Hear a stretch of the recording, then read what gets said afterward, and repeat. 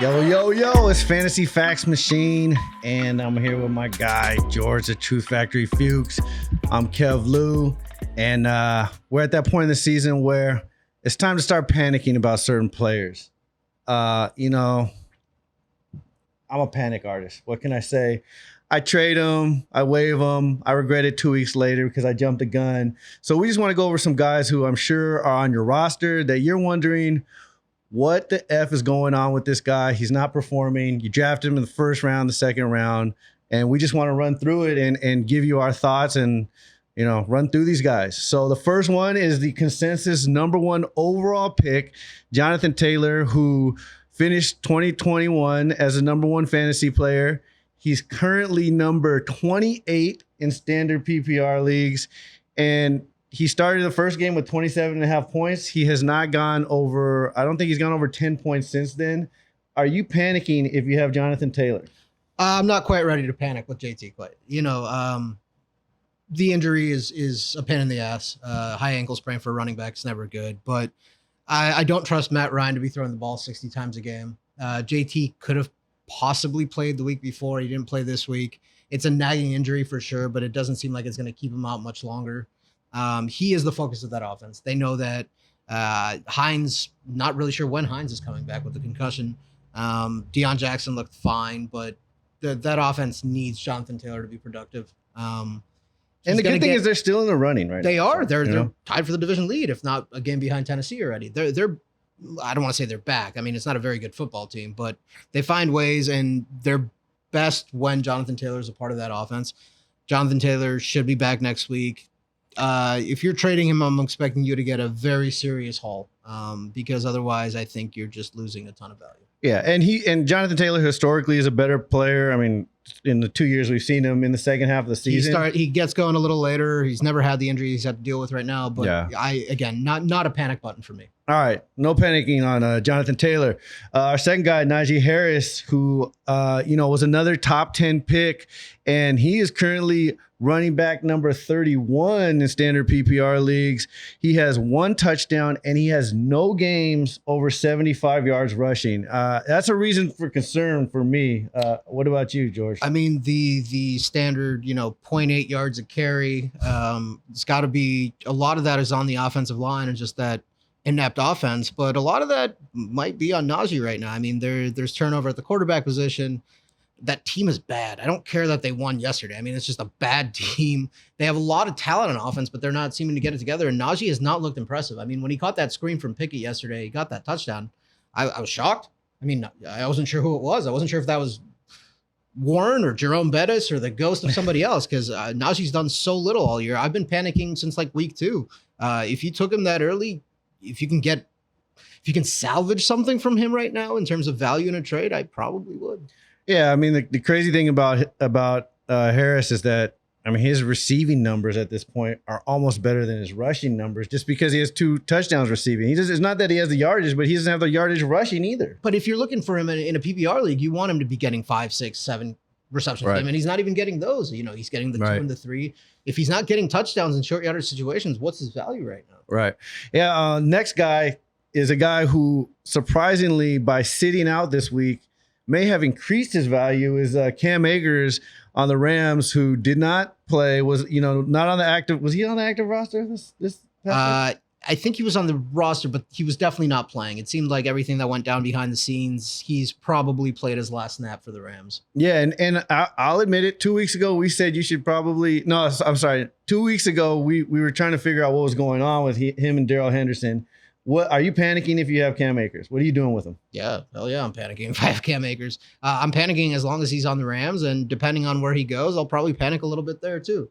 I mean, he had a pretty brutal injury. Maybe he hasn't fully come from that, but a lot of it seems like behind the scenes stuff that we obviously have no idea about, and he's not really an asset. I think, if anything, holding on to him a little longer to see where he goes before the trade deadline, because I don't think dropping him right now is going to make sense, because somebody will pick him up. Right. That's the thing with guys like this. If they're willing to, if Robbie Anderson's getting picked up, Cam Akers is getting picked up. Definitely. So I'm panicking, but I'm also kind of optimistically panicking. No, I'm just, we're stuck in this position. We're in purgatory with Cam Akers. Okay, there you go. Yeah. So let's move on to wide receivers. How about DJ Moore, who was on our trade target list 2 weeks ago? In those 2 weeks since then, he had 6.7 points, not too impressive. And then this week he has 0.7 points with a new quarterback, which, kind of gave any holders of him some hope, but he just doesn't seem like he's getting anything going this season. We were having a nice time. And now we're not having a nice time. No. I own so much DJ Moore stock before the season started. He's been good with everybody. He's been good with Kyle Allen, and he was better with PJ Walker last year even, and Sam Darnold, for the love of God, made him look like a decent quarterback. And all of a sudden, it's just, it's dire. The situation is dire. I don't know what's going to fix it. I have no faith in him whatsoever. I am panicking. I am panicking tremendously. I am pressing every panic button you could possibly give me on DJ Moore right now, and I don't know what to do about it. Yeah, and the problem with DJ Moore at this point, I don't even know if you can get anyone in a trade for him. Like, you can't drop him, you can't trade him. It's not good. Yeah, he has 1 touchdown. He has no games over 70 yards receiving. Granted, he has some terrible quarterbacks, but he's always had terrible quarterbacks. So that's definitely a panic button for me too.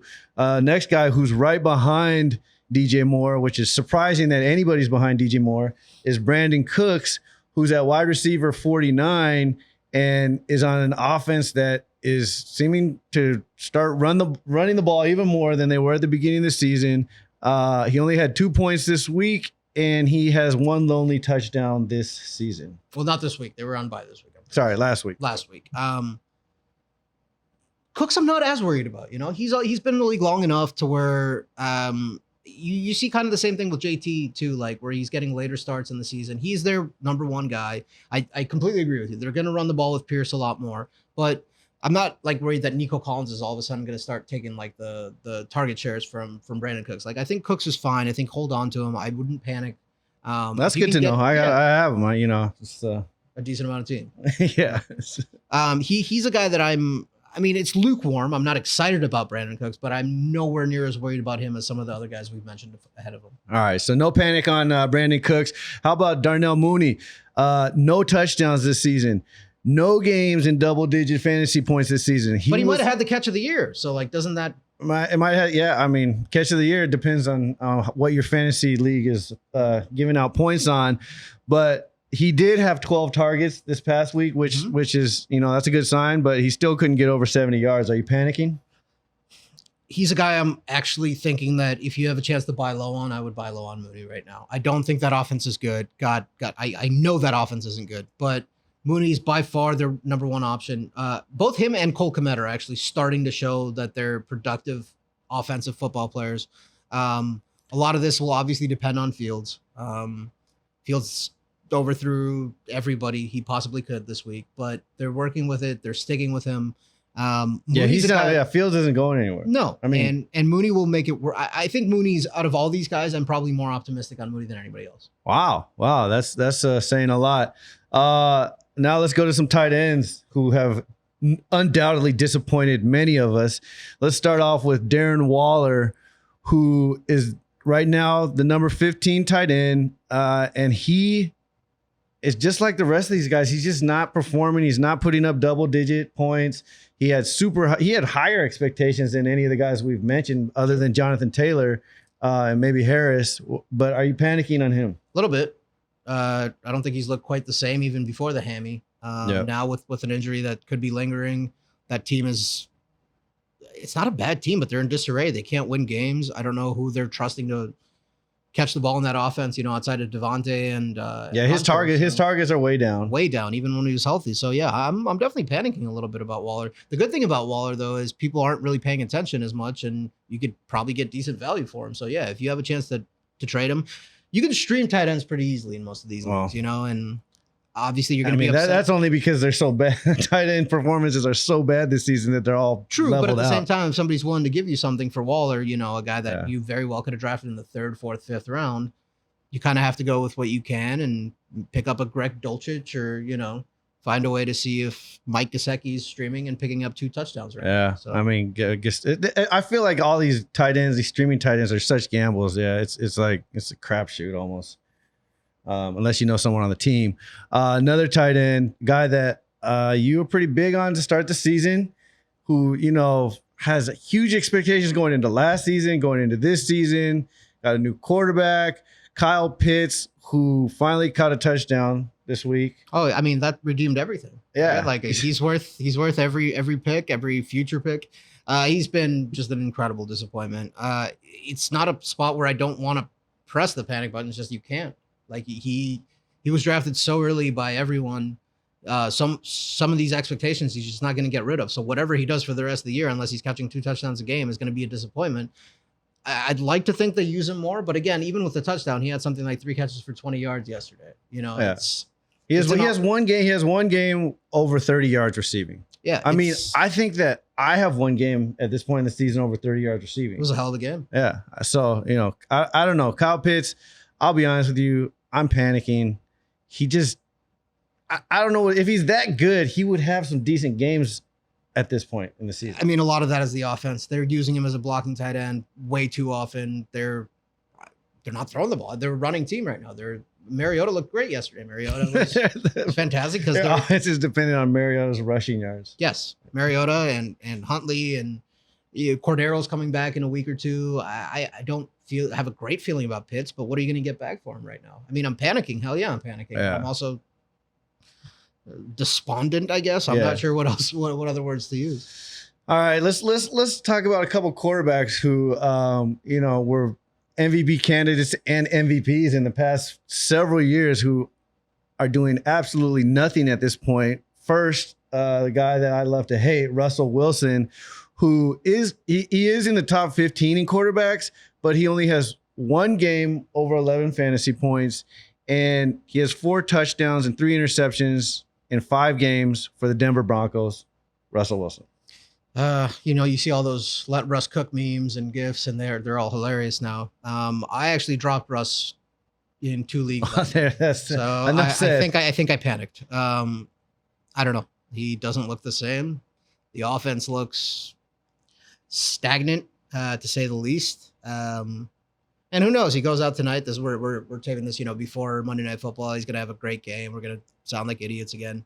I don't know. I don't think he's having a great game. I don't either, and I think there's just better options available on your waiver wire. I don't have an attachment to him holding on. You can stream quarterbacks pretty easily. Yeah, I'm beyond the panic button with Russ. You sound pretty dejected that you had to drop him. I'm going through closure right now. So yeah, all right, and the next quarterback who's kind of, I guess, given the talent pool that he's working with, is not that surprising, but I think everybody thought he'd overcome that.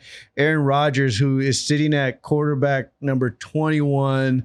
He has not passed. This is crazy. He has not passed for over 260 yards yet this season. Wow. And he's capped out at 2 touchdowns. He hasn't thrown 3 touchdowns in a game. And I don't care. I mean, he's thrown 3 touchdowns to Robert Tonyan in a game before. So the fact that the wide receivers aren't that great still doesn't explain to me why he hasn't gotten more than 3 touchdowns. Tonyan actually had a huge game yesterday. 10 catches for 90 yards. But he didn't have 3 touchdowns, though. That they look putrid. I mean, they made the Jets look like a contender yesterday. I don't know. I don't know what Rodgers' excuses are. I mean, obviously missing Devontae Adams, his favorite receiver for the last 7 years, is ridiculous. I mean, but he got Randall Cobb back, his second favorite receiver. And he lost Randall Cobb yesterday. Oh, yeah. Randall Cobb is now out too. I mean, he doesn't even have that safety blanket. The rookies are not doing much. Sammy Watkins had his one good game of the year before he got hurt. He doesn't have the weapons. The running backs aren't producing at the same level that people expected them to. So are you panicking? Because I'm panicking. I don't think you can drop Rodgers, but I'm very worried. And I'm not worried in the sense that he went to Robert Kraft's wedding and then had a game on Sunday, like unnamed quarterbacks. But yeah, I'm panicking. I mean, maybe he's feeling his age. Maybe he just doesn't care anymore. I don't know. I don't want to speculate on the reasons why I'm panicking, but I'm definitely panicking. Yeah. I'm panicking too on those last 2 guys. I mean, Rodgers he's done. He's done. He's done. You heard it here first. And Russ was done before Rodgers was done.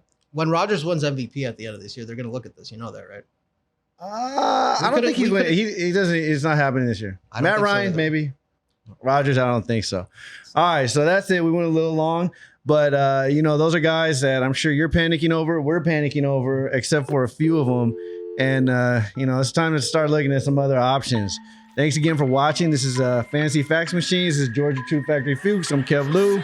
We'll see you soon. Peace. Set up my squad, wake up and pray. Turn on the tube, don't believe what they say. Get out my way, I got sleepers to play. Shooting my shot and I seen who you waved. You waving the flag, I'm just chasing the bag. All my team special, we taking it back. Doing our dance while you blaming the draft. I'm a machine, just stating the facts. I'm a machine, just stating the facts. I'm a machine, just stating the facts. I'm a machine, just stating the facts.